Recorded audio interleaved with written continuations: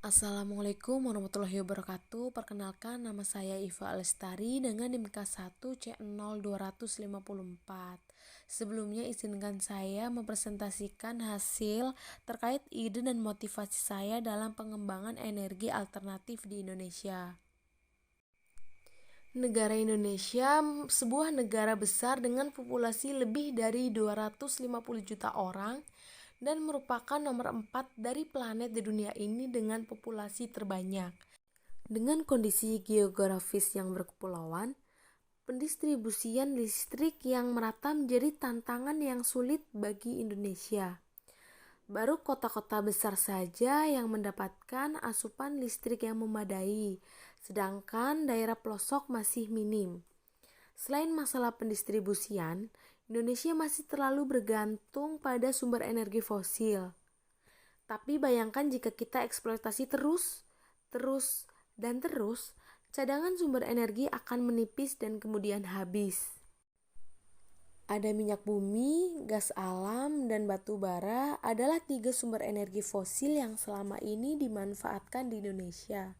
Akan tetapi kita sudah mengimpor minyak bumi dari tahun 2009 dan diperkirakan kita akan menjadi negara pengimpor terbesar di tahun 2019 yang lalu. Lalu ada gas alam yang cadangan domestiknya hampir habis.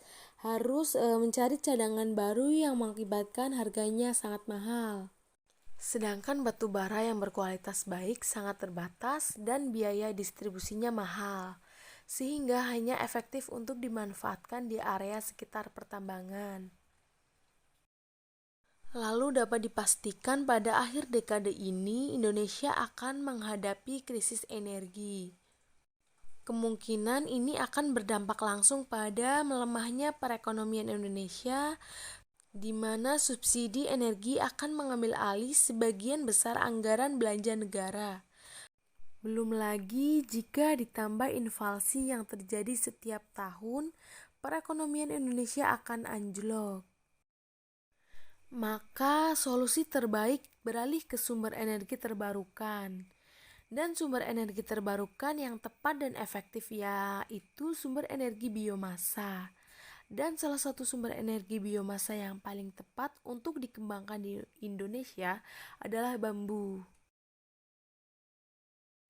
Bambu merupakan tumbuhan lokal yang mudah ditanam, ramah lingkungan, dan bergenerasi paling cepat.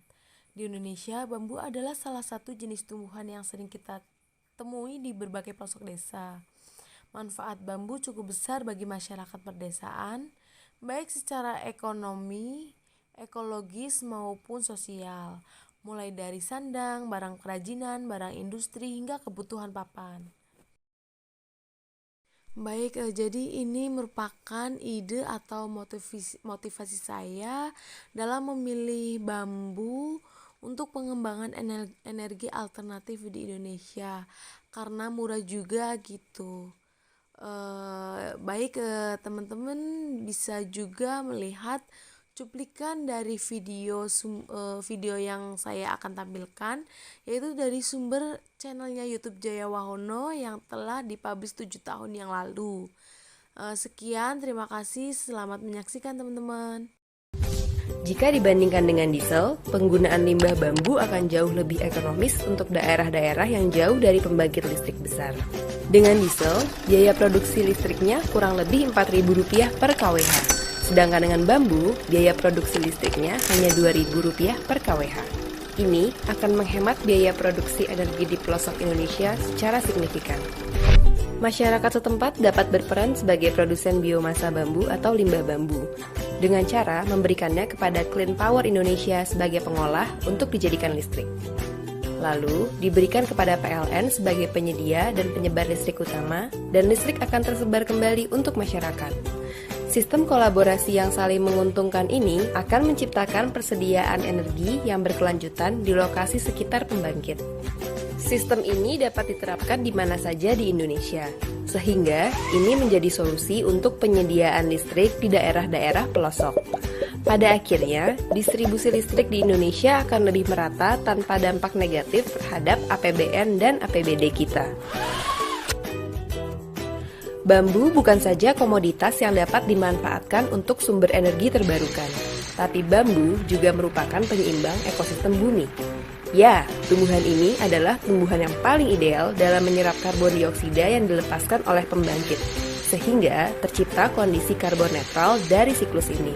Ini artinya, bambu juga penting peranannya dalam upaya pencegahan bencana yang diakibatkan oleh perubahan iklim dunia. Selain itu, sisa proses gasifikasi bambu yang terjadi di mesin pembangkit juga menghasilkan arang alami yang dapat digunakan sebagai pupuk untuk membantu proses penumbuhan bambu. Bayangkan jika bambu telah difungsikan sebagai unsur penting dalam kehidupan. Tanaman ini menjadi sumber energi yang berkelanjutan bagi manusia, penjaga keharmonisan alam untuk makhluk hidup lainnya, juga menjadi penyeimbang ekosistem di muka bumi. Dan akhirnya, keselarasan dalam hidup berdampingan dengan alam pun akan tercipta. Jadi, inilah saatnya untuk menciptakan masa depan Indonesia yang lebih baik dengan bambu.